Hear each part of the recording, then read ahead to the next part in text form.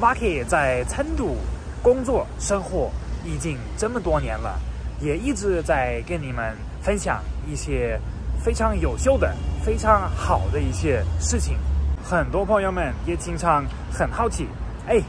，Marky， 你觉得中国这边或者成都这边有没有一个东西会让你觉得没有那么好，不是一个非常好的事情呢？那当然有了，这个也很正常，因为世界上所有的每一个地方都有自己的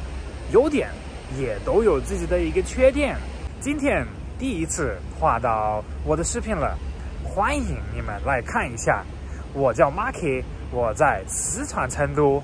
开始之前，我也想问一下你们，我的朋友们，你们觉得在中国的大城市，特别是在成都这边，你们觉得哪一个店、哪一个东西会最让你们觉得不好呢？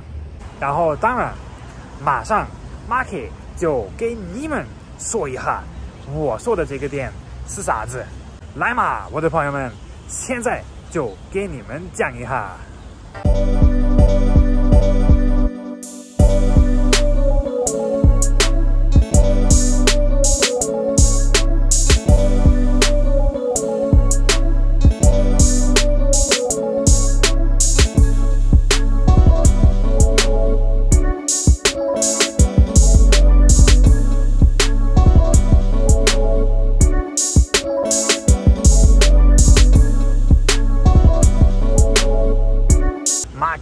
中午不太忙，我来到一个河边的公园了。这边是比较新的，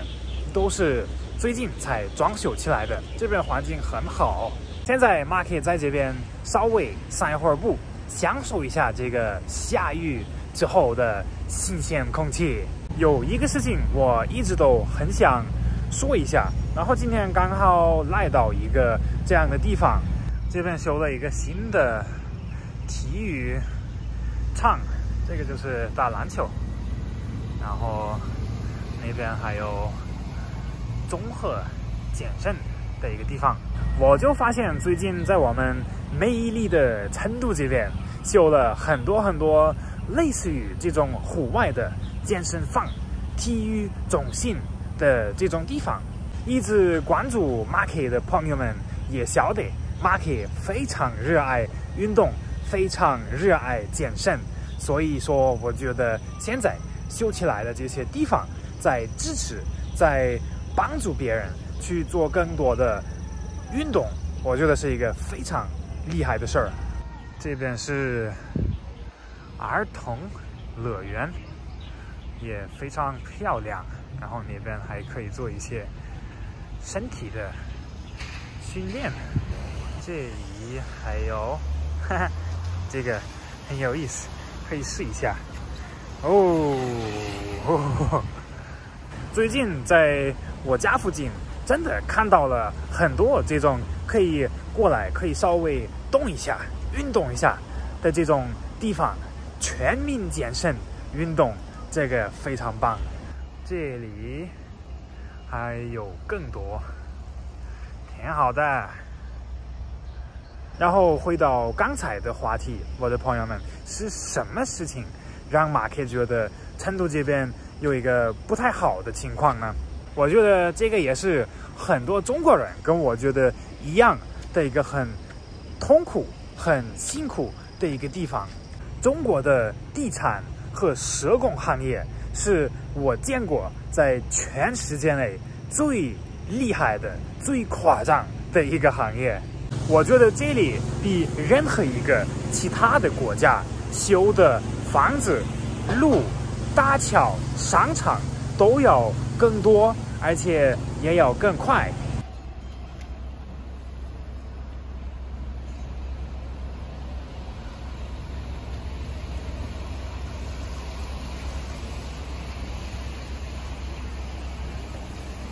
所以它确实一个很厉害的行业，很厉害的事情，也是一部分原因为什么中国的经济发展的速度这么快。那么当然 Marky 也肯定很清楚，中国这边也没有别的办法，因为中国人太多了，所以必须要快速的修很多房子，不然很多人都没有地方住。我觉得这个是很能理解的，是非常好的。但是会让我觉得很不满意的一个点就是房子的价格，房价。虽然说在中国住一个比较好的房子还是要比德国便宜很多，起码要一半。但是如果说你考虑卖一个房子，那跟德国那边的价格已经差不多了。我觉得这真的是一个很痛苦的一个点，因为我个人如果说房子没有那么贵的情况下，我都会想在中国买一个房子。可是最大的一个问题，我倒不觉得是房子很贵，我觉得最大的一个原因是中国这边的平均工资比我们德国那边还要低一些。那么如果说平均工资要低一些，但是房价差不多是一样高的，那中国这边的人不是非常非常困难才能买得到一个房子吗？当然哈，我的朋友们，这个只是 market 的一个感觉，就是我所看到的一个情况。如果你们觉得其实并不是这样，你们也可以在评论里面跟我说一下。Market 举个例子吧， Market 现在住的一个房子一个月租金3000块钱，我查了一下，如果说把这个房子卖下来的话，它的价格可能在250万人民币左右，这个是很多很多很多钱。然后我再算了一下，如果说你把这个房子卖下来然后租出去，你要住833个月，也就是差不多70年的时间，你才回本了。在德国的话，刚刚也给你们说了一下，可以花差不多一样的钱，咱们说300万吧，多一点点，可以买一个差不多一样的一个房子。那么在德国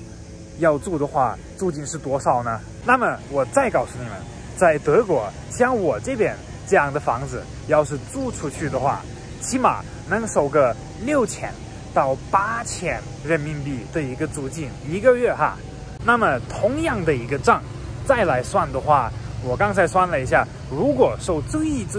低的一个租金就是6000块钱，你的这个回本的时间是500个月，也就是说差不多40年的时间。成都健康旅道，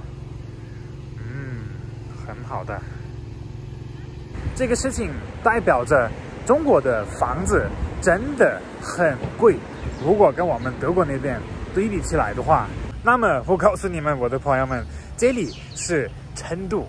这里并不是上海，不是深圳，更加不是北京。咱们都知道成都这边的房价还算是还可以的，还不是非常高的了。要是再换到北京、上海这些地方的话，如果要买房子，这个经济的压力就更大了。那么我的朋友们，我再来告诉你们一个事情，一个不是所有的中国人都知道的一个事情。我们德国那边的人，我们平均工资可能在2万块钱左右，我们难道去买一个房子没有经济的压力吗？我们有啊，我们当然也有，毕竟我们那边的房子也挺贵的。那么我们怎么会去处理这个事情，这个压力呢？其实也很简单，我们那边大部分的人其实是不买房子的，我们大部分的人是租的房子，然后一直租到自己比较老，就不太需要用很多钱的时候，他们再考虑去买一个房子。可能到个40-50岁的时候，快要退休的时候，他们才去操心去考虑到这个问题。然后当然卖的时候也得向银行去贷款，因为很少家庭会有这么多的存款，然后就之后慢慢还着。哎呀，我的朋友们，这是一个不太好的事情。当然，但是有可能目前来说也没有办法，有可能我的朋友们，我猜哈，中国之后也会变得越来越像德国那边越来越少的人会选择买房子，然后越来越多的人会选择租房子，然后就会分成2种人，就是一种是有房子的，然后租给别人，然后一种是没有房子的，自己要去租。但是呢，我的朋友们，现在给你们了，我还是很想知道你们的一个看法是什么，你们的感受是什么？你们是不是也觉得在成都这边，在北京，在上海买房子的这个经济的压力太大了？请你们在评论里面跟马克分享一下。